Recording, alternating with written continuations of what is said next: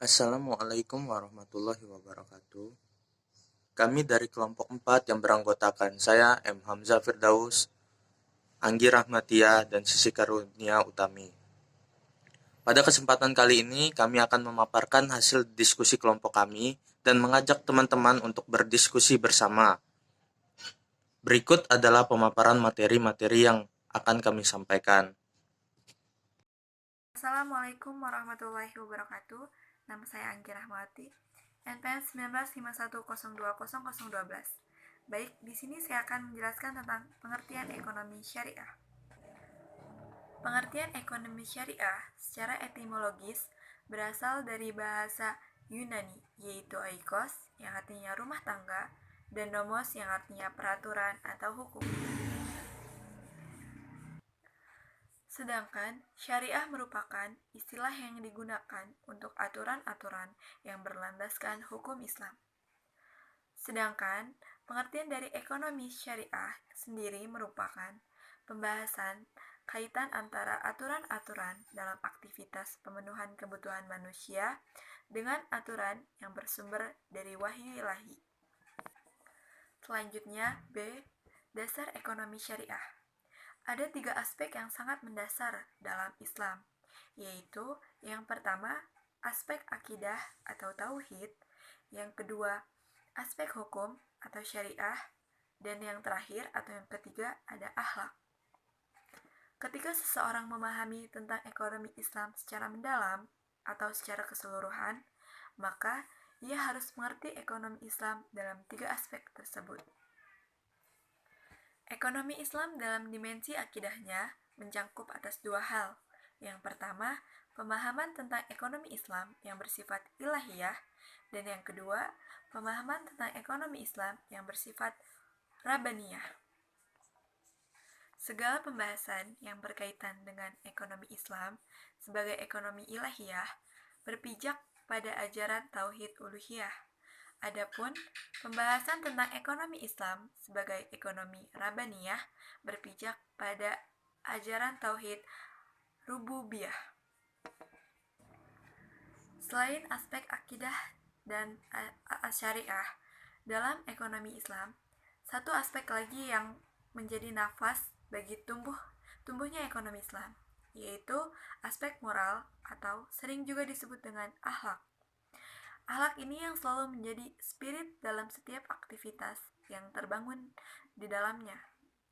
Jadi, segala macam ajaran yang terkandung di dalam Al-Quran dan Al-Hadis yang berkenaan dengan perekonomian Islam adalah untuk menjunjung tinggi suatu moral ataupun akhlak. Baik, sekian. Terima kasih. Wassalamualaikum warahmatullahi wabarakatuh. Selanjutnya saya akan menjelaskan tentang tujuan dari ekonomi syariah atau ekonomi Islam, di mana tujuan ekonomi syariah atau ekonomi Islam ini berbeda dengan ekonomi konvensional, karena di dalam ekonomi konvensional itu tujuan utamanya adalah untuk mencari keuntungan pribadi saja, tetapi di dalam ekonomi syariah ini memiliki beberapa tujuan yang mulia serta baik untuk semua. Di antaranya yang pertama adalah menetapkan ibadah kepada Allah itu lebih dari segalanya, yang berarti di dalam ekonomi Islam atau ekonomi syariah, segala kegiatan aktivitas ekonomi itu bertujuan untuk semata-mata mencari ridho Allah, bukan hanya untuk mencari keuntungan dunia saja. Nah, hal ini didasarkan pada ketetapan yang berbunyi segala sesuatu yang diperbuat di dunia itu akan dipertanggungjawabkan di akhirat kelak.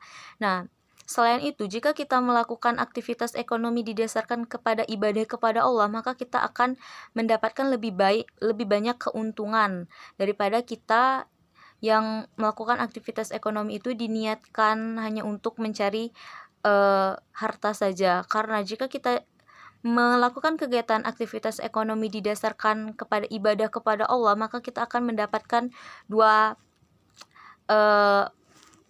manfaat sekaligus. Yang pertama itu harta, dan yang kedua adalah pahala. Nah, selanjutnya tujuan dari ekonomi syariah yang kedua adalah sebagai penyeimbang kehidupan dunia dan akhirat. tidak kita pungkiri jika kita melakukan aktivitas ekonomi itu karena ingin mendapatkan kenikmatan hidup di dunia, kita bisa memenuhi kebutuhan hidup kita dan lain sebagainya.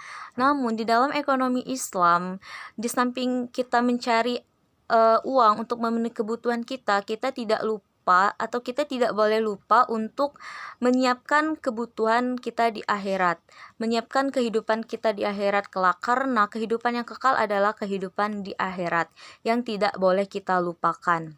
Ketiga adalah meraih kesuksesan perekonomian yang diperintahkan Allah. Kegiatan ekonomi menurut pandangan Islam adalah kegiatan atau aktivitas yang mampu memberikan dampak baik bagi seluruh masyarakat atau seluruh manusia. Nah, diharapkan dengan adanya kegiatan ekonomi ini, masyarakat atau seluruh manusia dapat merasakan manfaat serta dapat mencapai kemakmuran dan kesejahteraan yang ada di masyarakat. Nah, ekonomi syariah ini menjunjung tinggi nilai sosial. Jadi, di dalam ekonomi syariah ini tidak ada pembeda antara masyarakat satu dengan masyarakat yang lain. Dalam ekonomi syariah ini, semua masyarakat atau semua manusia itu sama.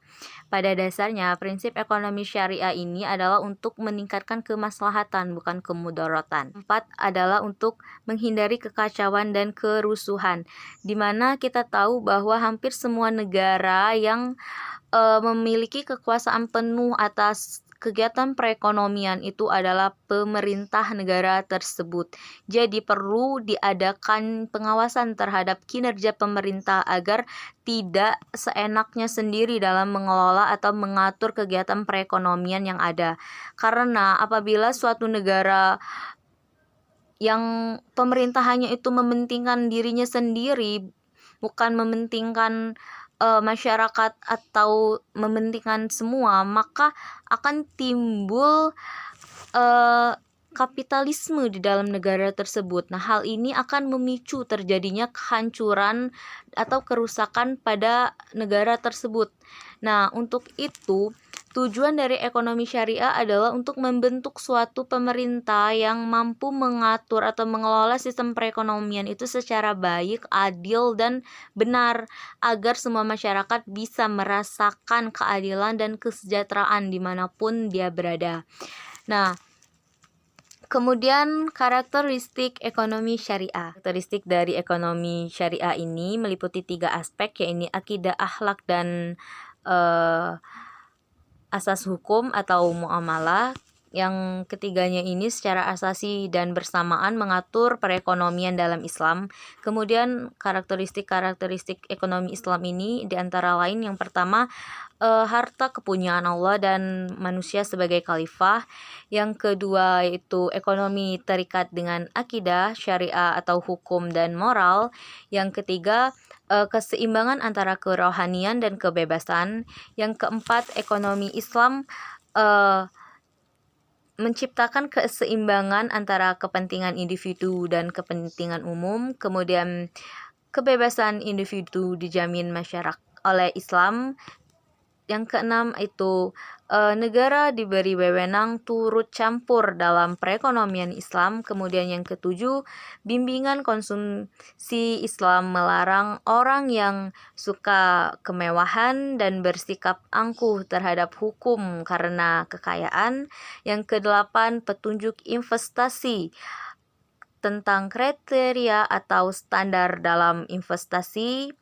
Kemudian yang ke-9 adalah zakat, di mana zakat ini merupakan ciri dari ekonomi Islam itu sendiri, karena di dalam ekonomi di luar Islam itu tidak mengenal zakat dan tidak mengenal tuntutan Allah kepada pemilik harta untuk menyisikan atau membersihkan hartanya sebagai pembersih jiwa dari sifat kikir, dengki, dan dendam. Kemudian karakteristik yang terakhir ini adalah larangan riba. Islam menekankan atau Islam itu menegakkan kepentingan atau memfungsikan uang pada bidangnya yang normal, yaitu sebagai fasilitas transaksi dan alat penilaian barang atau alat pembelian barang, tidak untuk diperjualbelikan. Nah, di antara faktor yang menyelewengkan uang dari bidangnya yang normal adalah bunga atau riba. Baik, materi selanjutnya yaitu prinsip ekonomi syariah. Prinsip yang pertama yaitu prinsip tauhid. Menurut Quraish Shihab, tauhid mengantarkan manusia dalam meyakini bahwa segala sesuatu yang ada di dunia dimiliki oleh Allah Subhanahu wa taala. Penerapan dalam prinsip tauhid ialah di mana kita meyakini bahwa segala sesuatu kepunyaan milik kita itu hanyalah titipan dan yang memilikinya ialah Allah Subhanahu wa taala. Prinsip selanjutnya yaitu prinsip keadilan, di mana dalam berekonomi kita haruslah berlaku adil. Sebagai contoh, semisal saya memiliki showroom mobil, saya selaku sebagai owner memperlakukan konsumen haruslah sama baiknya. Dan apabila sebagai contoh ada dua pria yang datang ke showroom mobil saya, yang satu berpenampilan rapih, menarik, layaknya orang berada, kemudian yang kedua berpenampilan tidak sedap dipandang mata. Saya berperilaku ramah, kemudian baik, sopan santun kepada orang yang pertama, sementara saya tidak ramah, tidak melayani dia dengan baik pada orang yang kedua. Itu tidak boleh. Seharusnya kita dalam penerapan prinsip keadilan, kita harus memperlakukan mereka dengan baik dan sama. Selanjutnya yaitu prinsip kemaslahatan, di mana dalam berekonomi kita haruslah memiliki daya guna, kemanfaatan untuk kehidupan kita agar memiliki kesejahteraan sosial. Kemudian prinsip yang selanjutnya ialah prinsip ta'awun, di mana dalam berekonomi kita tidak hanya mementingkan keuntungan semata, tetapi kita haruslah menolong sesama, yaitu untuk mencari keberkahan dan keridhaan Allah Subhanahu wa taala terhadap bisnis kita. Prinsip yang selanjutnya yaitu prinsip keseimbangan, di mana dalam berekonomi kita haruslah seimbang, baik antara bisnis dan kemanusiaan, baik juga eksplorasi alam dan pelestarian lingkungan. Itu haruslah seimbang agar kita bisa berekonomi dengan baik dan benar. Baiklah, itu tadi ialah materi-materi yang telah kami sampaikan. Apabila ada teman-teman yang kurang paham dan kurang mengerti, bisa ditanyakan. Saya akhiri, wassalamualaikum warahmatullahi wabarakatuh.